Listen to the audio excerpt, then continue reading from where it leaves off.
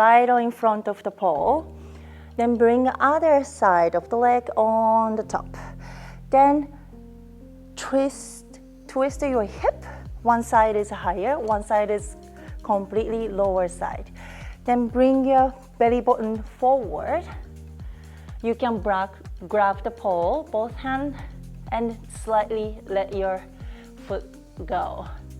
Then if this is comfortable for you, the next challenge is going to bring your hand lower side on the bum, under the bum, and then grip, then slightly bring your knee towards yourself.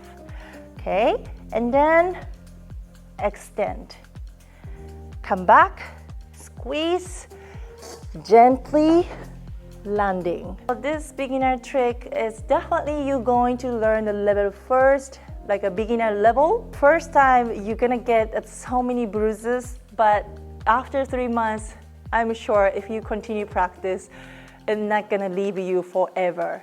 Hope you enjoyed this video. Don't forget to subscribe because I'm uploading every week. Oh, don't forget to tag me on the Instagram. I would like to see your progress. Have a nice polling and see you next video.